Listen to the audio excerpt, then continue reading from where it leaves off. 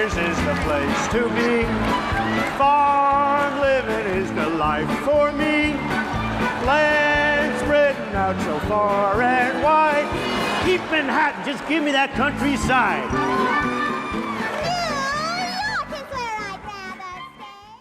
Hello and welcome to this American election special episode, or potentially episodes, depending on how long we talk, of Despot's Bookshelf. Now, many of our listeners will know Donald J. Trump as the President of the United States and former host of that programme, which name currently eludes me, where he says, "You're fired." The Apprentice. That's the one, thank you, Chris Whitwood. Trump's had an interesting canter through politics. When we were preparing for this episode, I went on Wikipedia and I was surprised to read his political party history. As many people will know, in the US, instead of just voting for a party, you also register to support them. So Donald Trump, the Republican Party figurehead, was a registered Republican from 1987 to 1999, Reform Party from 1999 to 2001, Democrat from 2001 to 2009, Republican from 2009 to 2011, Independent from 2011 to 2012, and again a Republican from 2012 until the present day. Who knows how long that will last? However, as well as being politically flaky and potentially a member of the alt-right, Trump is something... Well, we'll come on to that. I'm getting frowns at the webcam. We'll come on to that. Trump is something of a notable author, having at least co-authored the New York Times 1987 bestseller, The Art of the Deal. Now, this is 372 pages of absolute gold. And we are here tonight to talk about what Donald Trump described as his second favourite book ever, beaten only by the Bible, The Art of the Deal. So without further ado, I'm Arnie Craven. I have with me Jack Bannon. Hello. Jack Carrington. Hello. And Chris Whitwood. Hello. Hello all. Bing, bong, bong, bing, bing, bing. Can we begin by talking... Well, in fact, before we talk about the content of the book, does someone want to take on just explaining what they think The Art of the Deal is about at a very high level? It's an autobiography of the Donald, which the New York Post describes as a chatty, generous and chutzpah-filled autobiography. Chutzpah, I believe. Chutzpah, is it? And so it covers a bit about his average week, and then he goes through and talks about his early life and how he got into property dealing, and then goes through some of his sort of most notable achievements up until 1987, which is when it was published. Jack Carrington, is it a good book? No, I don't think so. It's called Art of the Deal, but it is just mumble of the deals, and you can it really comes across that it wasn't written, it was just dictated, yeah, and then it was just tidied up in a way that it sort of goes into coherent English sentences. Jack Bannon, you disagree, don't you? Can I just say that this is typical nonsense from a once confirmed Trotskyist, Jack Carrington, and commie gobbledygook. The Art of the Deal is a succinct and life-affirming business tome. It gives the reader a step-by-step guide of how to meet great guys, meet smart guys, how to, in some way, get... You make it sound like a dating manual. In some ways it is, Chad. In some ways it is. It tells you how to get 100% mortgages on beautiful pieces of New York real estate, sit on them for... North Yorkshire real estate. Or North Yorkshire real estate. Sit on them for a long period of time. In some cases, physically and verbally harass the current tenants until they get off your property, and then somehow profit from that. I think, Bannon, if we just roll back, can I ask you, did Trump make you believe for a moment in the American dream again? Trump didn't make me believe in the American dream. Trump is the American dream, Carrington. Just describe what you're wearing at the moment, Bannon, please.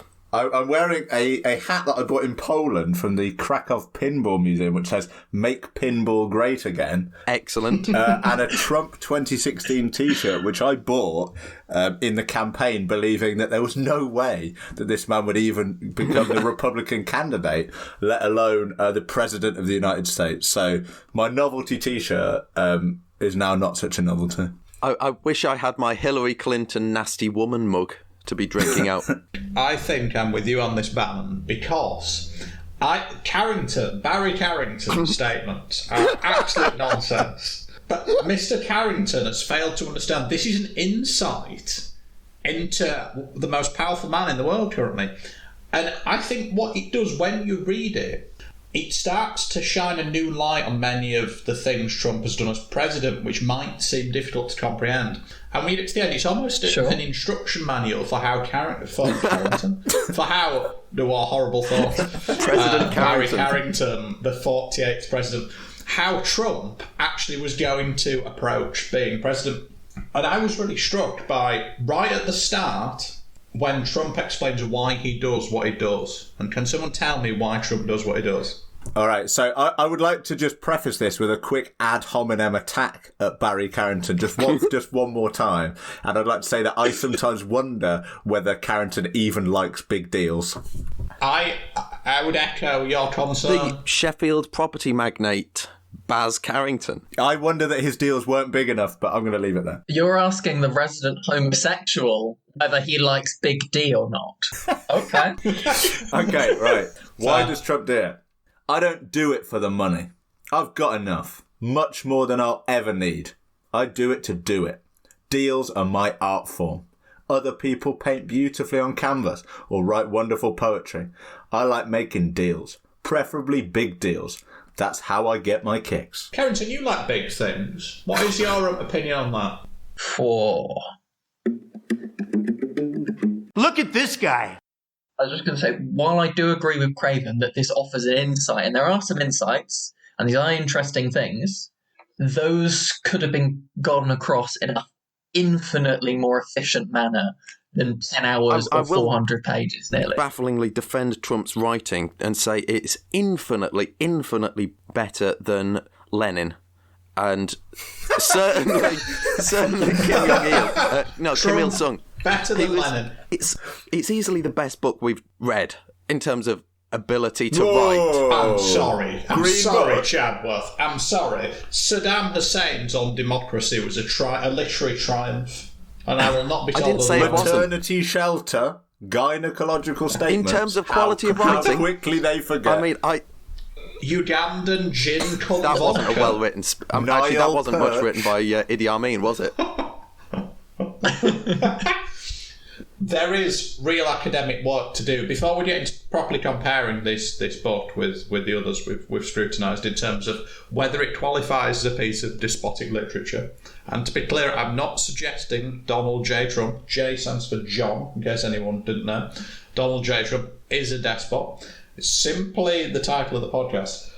Virgin Worth. No. Will you just talk us through? Fuck you.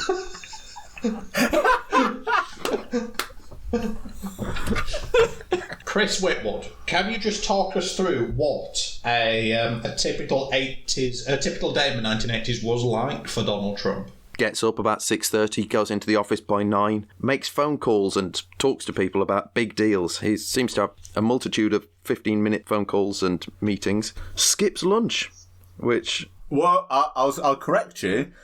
Drinks can of tomato juice for lunch. I've got this here, yeah. I asked Norma, my executive assistant, and the person who keeps my life organised, to bring me lunch a can of tomato juice. I rarely go out. Mostly it's a waste of time. I mean, man's got no joy in life if he's skipping lunch. And then he goes home and continues making phone calls until he goes to bed. The main thing I picked up from the opening segment was how he's just like, I've loads of meetings, got loads of calls, loads of this. And I was like, it seems a bit try-hard to try and get over how busy he is. And then he'll keep quoting other people who say, oh, you don't seem that busy. And it was like, what? Oh, if only they knew. And it comes across a bit try-hard. But the main thing is that he thinks a conversation is a meeting. I entirely agree. Like, he goes on about how many meetings are just unplanned and they just happen. So literally, he'll just happen to bump into them, or he'll have a chat, he'll just mention something just like, oh, wouldn't this be a cool thing that might happen, we might do. And he is convinced he's had a business meeting. Jack Carrington, I will just come in and say that I am confused by your sentence, your statement just then, because I do not understand the critique. That is what a business meeting is it not? If not, I've been terribly underperforming at work for some years. Let's not go down that route. But isn't Carrington's? Yes. Isn't your impression of a meeting something that takes 3 hours, goes round in circles, and ends up deciding a committee? Absolutely not. And we'll move on from that position. Not you, JPC's. Oh, Barry Carrington. A man who works in the political voluntary sector. I admit that my direct experience of meetings have been terribly bad meetings that are inefficient. But this is way over the other side of he's just having a chat. I think the high proportion of this is purely social and is a meter, and he might forget half of it. There's quite a lot of name dropping going on. He does spend a long time talking about how he had dinner with a cardinal, John Cardinal O'Connor. And then on Friday at 2:30, he gets a call from Bill Fugazy, who he likes to call Willie the Fug. but who doesn't seem to appreciate it. I like that he uses this chapter to exonerate himself from any knowledge of insider trading on Wall Street. He says some junk bond guy calls him, and then he says, I have no idea that Drexel's about to get enmeshed in the insider trading scandal that's about to hit Wall Street. I have absolutely no idea about that. And just to be clear, ghostwriter, when you're writing this, please emphasise, I have no idea about this. I had no idea. A lot of it's a hoax. It's a hoax. I mean, it's a money-making industry, okay? Can we talk about Woody Allen? Go ahead. Talk to us about Woody Allen in a general sense or something specifically.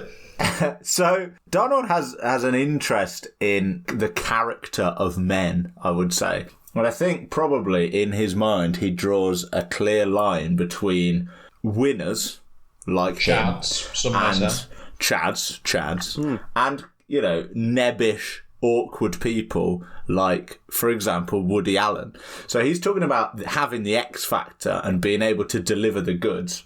And he makes this comparison between Woody Allen and Sylvester Stallone, but he doesn't miss the opportunity to make a real backhanded swipe at Woody Allen. And he's talking about the X factor. He says, look, Woody Allen has it for the audience he cares about reaching, i.e. awkward pencil necks. Whereas he then goes on to give a good 2 paragraphs explaining how much he respects Sylvester Stallone for having created 3 of the great American action characters within the space of 10 years. Who was the third? Rocky, Rambo? I'd presume Sylvester Stallone's public image would be the third. Fair enough. Although Sylvester Stallone in that film with Wesley Snipes was an excellent American action hero. Demolition Man. Fine post-apocalyptic film there. I was going to suggest that the third film would be an entirely unknown cut where Sylvester Stallone plays Donald Trump in a movie of his life. Trump then goes on to outline what he sees as the elements of the deal. And for me, not to be unfunny, but I thought it was really interesting considering his elements of the deal through the prism of the fact that he's managed to persuade Israel and UAE and, is it Bahrain, to agree peace deals. And he has in one term managed to get double Israel's recognition by Arab states in the Middle East. Chris Whitwood, can you tell us what he identifies are the elements of the deal? Well, he picks out a few key points in a chapter he calls Trump Cards, the Elements of the Deal. I feel we need to come back to the titles of these, because actually, you know what, I'm just going to talk about it now, because they are brilliant. There's one where he's talking about restoring an ice rink, which is called Ice Capades. Brilliant. Yeah, he talks about the importance of thinking big. And Chris, if you're going to be thinking anyway, you might as well think big. Well, exactly, Donald. But one thing he picks up on, it's quite interesting insight into his character, is one of the keys to thinking big is total focus. I think of it almost as controlled neurosis, which is a quality I've noticed in many highly successful entrepreneurs. Yeah, Trump is aware that, or at least was in the 80s, that he was a bit neurotic, which I feel is a bit of an insight into his presidency and how he acts and how he sort of behaves towards others. And it's almost like since the 80s, he's lost that self-awareness and just taken the neuroses and personality flaws. I totally disagree with that, actually. But you don't think he's neurotic? Well, I think he probably is, but I think you're saying that he's lost his self-awareness. But I think one thing that he says is really interesting. He says, controversy, in short, sells. In truth, it probably says something perverse about the culture we live in. So he realises, and in a lot of these big deals where he goes and builds a skyscraper, he just says something absolutely insane. He just says, look, I'm going to build the biggest building in the world. He doesn't go and build the biggest building in the world. But he says, I'm going to build it. I'm going to go and get this ice rink done in 4 months. And people just go bananas about it. And he realises that if he just says something wild, people would just lap it up. But he understands that that's perverse, but he also knows that it works. So when people say, oh, Trump didn't want the presidency, or he wouldn't have said all these ridiculous things, no, he's not an idiot. I think he has an intuitive understanding of the media. And I think, I don't want to say like the average person, like he's an ordinary guy and really has his finger on the pulse of America, because it's not quite that. But he is far better at that than probably any other high-level politician. He knows how to get column inches. He personally dislikes the same people. Like when he's talking about getting the Hollywood elites out of the rent-control apartments in New York, he genuinely despises those people. He really hates is what was it, the hawkers outside the buildings. He hates people who are just trying to sell stuff. The peddlers, he went on an absolute rant. It's just like, what are they doing? Turn up here with their meagre objects, trying to sell them to survive. Fuck off, I've got a lovely tower. He is a naturally aggressive person as well. In the bit about growing up, he says, even in elementary school, I was assertive and aggressive kid. In second grade, I actually gave a teacher a black eye. I punched my music teacher because I didn't think that he knew anything about music, and I almost got expelled. I love the hubris. This is something, there were various themes, and the hubris of Trump was just out of this world. That is a man who is convinced about his own rightness in a way I particularly admire. I'm just quite amazed that he didn't do a Beatles and claim he was bigger than Jesus. You are fake news. I was recently reading, I was avoiding reading this, and so by way of background reading, I read Alexis de Tocqueville's Democracy in America. It's a very good book. It's by a French guy who went to America in about 1830. He was dispatched by the French nobility to go to America to study what democracy was like. As you know, the French had a hard time with democracy, and so he was part of the sort of aristocracy that was restored. And de Tocqueville had some problems with a task, primarily that he didn't speak any English. And he just sort of milled around America for 5 years and then wrote some stuff in an attempt to keep the French nobility happy. But what he did write, he suggested the big difference between the Republican form of government in America and, say, the perfect republics we saw in Greece, is that America wasn't driven by virtue. America was driven by greed and a desire to grow wealth. And I think what this book does, the fact that he wrote this book and then on this quite obnoxious platform was elected as president, perhaps vindicates Tocqueville's made-up conclusions. His philosophy has always been that if you ever catch someone stealing, you go after him very hard, even if it costs you 10 times more than he stole. Stealing is the worst. The central philosophy, it ties in exactly with what de Tocqueville said, and I've actually got de Tocqueville in my notes. What? But what are the odds of that? Page 86, it's exactly what a wealth republic is. Can I make a statement, and then I would like you all to either agree or disagree with me? For those of you who listen to the podcast, who are either listening to this at some point in the future, that's plausible. We will be on the internet forever, and if you've reached us in the future, please find a better use for your time. Maybe we're all dead now, who knows? Or if you're listening in the present, hello posterity. If you're listening in the present but don't engage in meme culture, you might not be familiar with the 2020 excellent meme, the Virgin and Chad meme.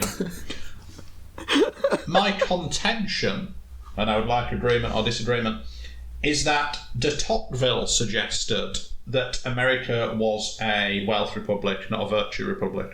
It was an attempt to create a virtue republic, however, it became sidetracked. Trump is not the articulation of America becoming a wealth republic. He's instead the articulation of America becoming a Chad republic. Discuss. Not to be confused with the Republic of Chad. I've got a view on this. A highly controversial viewpoint. Oh, go on, shoot. I'm going to argue that Trump is a virgin masquerading as a Chad. I think from what we know, and some of the stuff like saying, "Oh, I didn't even need money," and all the rest of it, and the thing about when anyone says he has small hands, and then he'll like send them every year a picture of his hands. Like, there's a fundamental insecurity about him, and that's not very Chadish. But everything else he does to try and compensate for it is, of course, quite Chadish. Does it overcome that initial insecurity? Jack Bannon, you're leaning forward as if you want to come in. I have a friend who was born into a very rich family. Can we just cut it there? I have a friend. Well done, Bannon. Well done, Bannon. We're happy for you. I have a friend who's born into a very rich family, and his father does property, and he's been raised to be the heir.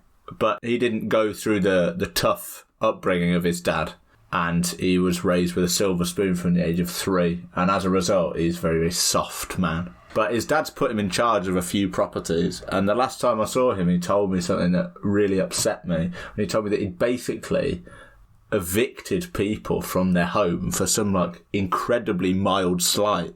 And I said, well, what the hell do you do that for? And he said, because I'm a nasty piece of work. Oh no. Oh, that's massive virgin. There's elements of Trump that are quite sweet. He's like a wallflower. He says about how he hates going to parties. He doesn't drink. He understands that people only want him to speak at charity dinners because he's got friends. And he says there's no graceful way out of a charity dinner. And he says that basically he agrees to go to parties months in advance, but then he just really can't be bothered to go and socialise with all these people. He just wants to be on his own. And I think that maybe there's something of Trump that pushes this very, very hard edge to conceal quite a timid person who just wants to be left alone. Jack Carrington, it looks like you want to say something. Yeah, there's sort of two. One was, there was actually a bit in the middle where I zoned out, so I don't know if there was something in the middle when I was listening to the Audible book. But I thought you meant just zoning out on what Bannon said. No, Bannon's great. I was going to say rude. Thanks, mate. By my count, there were only 2 occasions where he actually said he regretted something. Not that some deals didn't pan out, all the rest of it, but he actually regretted the decision. One was some bloody statue ripped off a building, or just something minor later on. But the first one, very early on, was that he'd agreed to go to these parties and said he regretted doing it. And that, I think, really telling, like 400 pages, the only things he says he regretted, mainly, was agreeing to go to parties because he didn't want to go to them. But there's also the other thing from early in the book, when he was trying to get into whatever that New York Social Club was, and he was saying how he didn't drink. And I think that is a sort of character trait, it's a sort of very rare one as well. I think feeds into the idea that Trump is so concerned about image, the effect he has curating that, having control of that, and an insecurity about himself. I don't think he trusts himself under the influence of, like, to remove inhibitions or reveal anything that isn't a very sort of manicured and very specific just way of saying to what he says, when he says it, and why he says it. He fears that any loss of control. Is it that, or is it just that, you know, drinking is generally a social activity, and he struggles with the social side of things? It's sort if you of struggled, you would a drink. well, it's a sociopath kind of thing. Yeah, he likes meeting people, but to get business done, it's almost the sparring that he likes rather than actually socialising and encountering people. I think this is really interesting insight. One of the bits of the book that alarmed me with these sorts of conversations, in that it was the most sympathy I've ever felt for him when this sort of topic, because I struggle to socialise sometimes, and alcohol is something of a crutch in social settings, as we all know. And I think what Trump was trying to do here was actually trying to betray a weakness, was trying to humanise himself. And my sympathy for him as an individual who fights against using that easy crutch of a few drinks to loosen up in social situations, and instead works very, very hard to overcome that and still be successful. I think there's something to admire there. It's a man who's not necessarily willing to take the easy way. My takeaway is more that I generally think the guy doesn't trust or doesn't think it's appropriate to essentially be himself in a situation, because it's all about projection for a certain response. Every situation is managed, everything's networking. He's a tragic individual, really. Or a self-aware one. Don't be rude. Did anyone read anything that actually made them audibly laugh? Oh, several times. Yes. My favourite part is when Jimmy Carter rings him on the phone and he says, Donald, I would be very appreciative if you contributed $5 million to me. And Donald said, this is a quote, he says, I was dumbfounded. I didn't even answer him. And then Donald goes on this great speech where he goes, well, this is the thing about Carter. I mean, the guy's totally incompetent and in no way fit for the job of president. But the balls on the bloke, he's gone and done it. So in some ways, Carter might have been an inspiration for Donald because he thought, well, bullshit, if Jimmy Carter can become the president, maybe I can. In order to get elected president, you just need massive balls and be prepared to put them on the table. Chad. That is quite Chadish. I enjoy that when he was discussing his foray into low-income housing, the most important thing was to build it quickly and adequately. I thought that form of words betrayed quite an interesting view, which interestingly came immediately after a paragraph where he discussed the importance of spending millions of dollars on gold and bronze escalators. An interesting moral contrast. Did you get the bit where some guy calls Donald for whatever reason and he tells him that he's divorcing his wife, and Donald goes, oh, I'm so sorry to hear that. And he goes, oh, we're getting divorced but we're going to stay together, we just don't want to be married. She's right here with me, do you want to say hello? And Donald just goes, I politely declined. Clear the room, I'm getting in on this.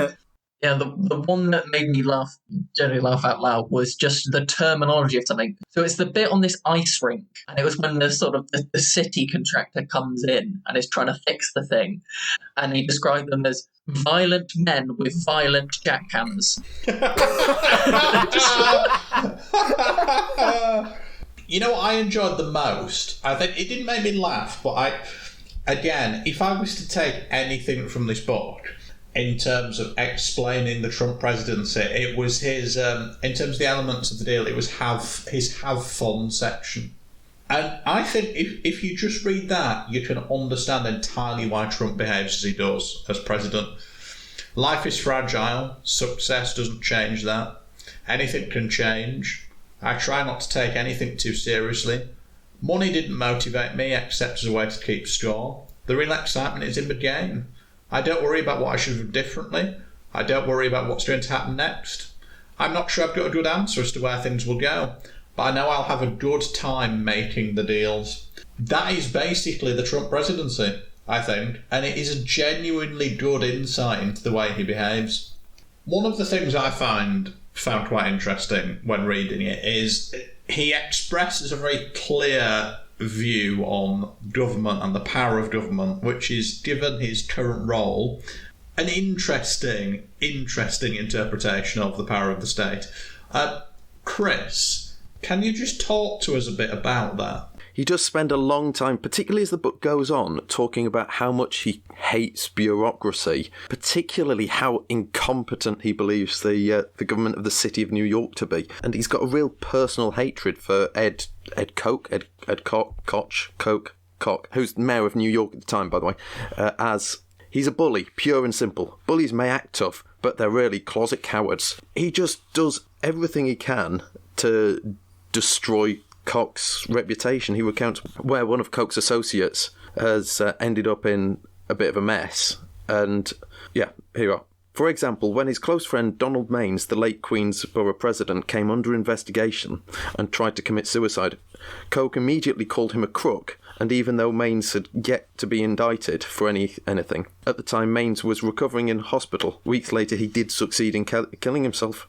And so he just paints Koch out to be an absolute bastard who'll just run away from any kind of responsibility or if any kind of criticism. Jack Bannon, it looks like you've got something to say. Trump's basic view on government is that it is inherently inefficient and they are poorly qualified for the job. So he says politicians don't care too much for what things cost. It's not their money. And you got to think, preach, that is true. But he looks out, and the Woolman Rink in New York is a really weird thing for somebody to do, where he's basically watched the city of New York just blow all this money trying to build an ice rink for 6 years. They've messed it up time and time again. They've gone over budget about 7 times. And Donald's there just thinking, Jesus. He just goes, look, I'll build it in 4 months. Give me the money. Give me $3 million. I'll get it sorted in 4 months. No messing. And then he just goes and does it. And so his issue is that Ed Koch refuses again and again to just let him sort it out. He initially agrees to put the money up himself, and then the city pays him back just gradually as the ice rink turns a profit. And they refuse that deal, which is baffling. I'm sure the entire situation is exactly as Trump describes, and there are no further details that would paint it in a different light. I'm utterly sure. Like every other story, somehow Trump is always entirely correct in every way. But to sum it up, he's a small government economic liberal. Which makes sense given his participation in the Reform Party. Grown men that had never cried even when they were a baby. Jack Bannon, if you were to put your Trump hat on, are there any investments you might recommend to people? Potentially, literally do that now. The Trump hat's gone on. I'm asking you, Jack Bannon, Jack J. Trump. Are there any, say, cryptocurrencies that are unfortunately referred to as shitcoins that you may recommend wearing your Donald Trump hat? Yes, there are several. I would recommend PNK, Chainlink, and Kleros. And the reason for that is that even if you basically don't believe that they're worth anything, if you use enough bravado, you'll be able to whip up hysteria and sell them at a very high price. Barry Carrington, can I just confirm as a third party, is it your understanding that Donald J. Trump has basically endorsed purchasing of the Kleros coin? A yes or no would work. Yes. And there we have it. Excellent. Excellent news there. Well done, Barry Carrington. Apart from the violent men and their jackhammers, I'm going to go around the table and I'm going to ask for everyone's 2-line takeaway as to what this has made them think about the current leader of the free world. We'll begin with Bazza Carrington. What's your overall take on it in 2 sentences? The mumble of the deals. Try hard image curating. Rehearse that line, haven't you, Carrington? I haven't actually. Yes. Bitch. Chris Whitwood. I've opened the book at random on ended up on page 231. Top sentence sums it up quite nicely, actually. I thought he was kidding at first. Well done, Wales. That's funny. Jack Bannon. Yay! I made a joke. Thanks. I think he is a man almost entirely composed of bravado, but as such is quite misunderstood. And I would echo a little bit of what you've all said. I think Carrington's been a bit harsh, actually. I think there is truth in what we all say there. I went into this thinking this man is something of a joke, who's been a poor, not a great president of the US. I now realise that it is as if a composite of us 4 were elected as the US president and have no care or interest in anything that would happen as president, and is just doing stuff because why not? Can we just talk about his views on women? I like the fact that he never mentions getting married, and the 3 times he mentions his wife, he's mainly complimenting her for being able to clean hotels. Yeah, it's. We met at the Montreal Summer Olympics in August 1976. I dated a lot of different women by then, but I'd never been seriously involved.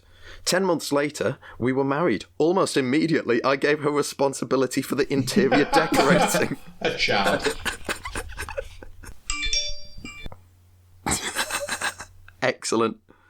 Whilst You hero. Bannon has disappeared, I know we're still recording, and hopefully he won't notice this. That's a Chad move. I have just signed Bannon up to be a candidate for the Reform Party of the US. He will receive an email shortly with a candidate pack. I helpfully found there's a website which will generate a random address in America. Bannon lives in Loveland, Colorado. Bannon, congratulations.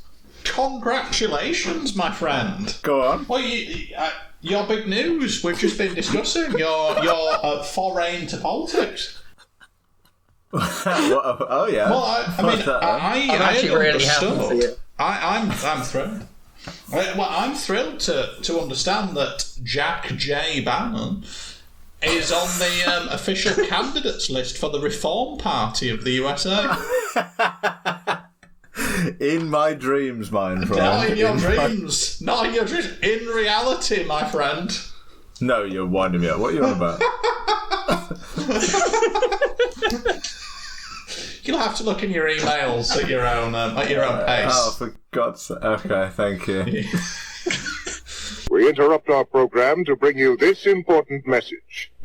This place has a way of making us think about the kind of future our young people will have. Everything we do here, we weigh on tomorrow's scales. Keeping our economy strong and free from the terrible inflation of a few years ago will bring stability into the lives of those just beginning their families. Keeping taxes down and big government under control encourage creativity and economic freedom. I take no obligation more seriously. President Bannon. Reagan, leadership that's working. Now, back to our show. Right, we've gone over the book and given it a real academic going over. Before we conclude, I just want to ask, one of the things I really enjoyed, there was so much humour, often unintentional humour. Can I just go around and have from each of you your favourite single sentence? Let me start with Chris Whitwood. This one's to describe Baron Hilton. Baron is a member of what I call the Lucky Sperm Club. Perfect. Jack Bannon. I have an almost perverse attraction to complicated deals. Barrington Carrington. I said to myself, "Holy Christmas." I'm afraid you've stolen mine there, Barrington, as I also had Holy Christmas. I'm instead going to offer something non-humorous and simply say, I do it to do it. Deals are my art form. And for me, that says a lot about... the Donald. About number 45, indeed. So, we have, we've gone through this. As listeners will know, in each book we've reviewed, we conclude with a basket case rating. It's a scale of 1 to 5. 5 baskets is the most lunacy we could possibly imagine. The episode has not yet been recorded or aired, but I'm pretty certain that Turkmenbash's Turkmenistan Pink book will be a 5-basketer. However, until we get to that pinnacle of despotic nonsense, what do we see this out of 5? How many baskets is the art of the deal? I'll begin with Barrington Carrington. 0. 0. Carrington. Jack Bannon. I think Donald Trump is a man who, to put on a good show for investors, ordered all of the bulldozers he could find and diggers in the city to dig random holes and refill them again just to look like something was happening. So I think 0 baskets, too moderate. I'm going to say 1 basket for Don. Chris Whitwood. 1 Arbatov. Irregular. But okay. I'll work on the basis that 1 Arbatov is worth 1 basket. The baskets and Arbatovs are trading 1 to 1 at the moment. I think I would like to amend my basket. You cannot. Because Annan's story was one of the things where I must have zoned Yeah, out. it's like the stuff showing around the shareholders, and the shareholders just like, why is that guy filling in a hole he's just dug? And Don just shuffles him on his way. But that is not basket case behaviour. That is thoughtful. That is intelligent. It may not have worked, but it's someone who's trying. Someone who's thinking about publicity. Channeling Soviet communism. Just why don't we? Ultimate Keynesian, dig a hole and fill it in again. Carrington, have you just drawn an equivalency between Keynes and Stalinism? Let me just pause a moment before answering, okay? Yes. Well, I'm not going to allow you, as chair of this podcast, I'm not going to allow you to revote Carrington based on external influences. Instead, I am going to echo your zero baskets. And I say that not because Trump necessarily behaves intelligently all of the time, but he delivered a thoughtful work here, and ultimately this podcast and this basket case rating is about measuring how basket case, for lack of a better word, a despot is. And Trump is, for better or worse, not a despot. So he has to be zero baskets. That's the point, actually. Is he a despot? I just said he's not. No, he just said. Well, I was hoping to stimulate a bit of discussion, but fine. It's all right. Sorry, I was hoping you might have some good material, but evidently you don't, so fine. I think that actually was good material. Excellent. Well, on that note, Stalinist Carrington refuses to endorse the US as Supreme Leader. But for the rest of us, I think I would like to thank everyone for listening to this election special. Whatever happens early next month, I'm sure America will continue its gradual and inexorable decline towards populist economic failure. And thank you, everyone. So that's a goodbye from me. A goodbye from Barry Carrington. Goodbye. A goodbye from Jack Bannon. Buy Kleros coin. Buy vast quantities of Kleros coin. And a goodbye from Chris Whitworth. Have a holy Christmas. Now let us stop recording.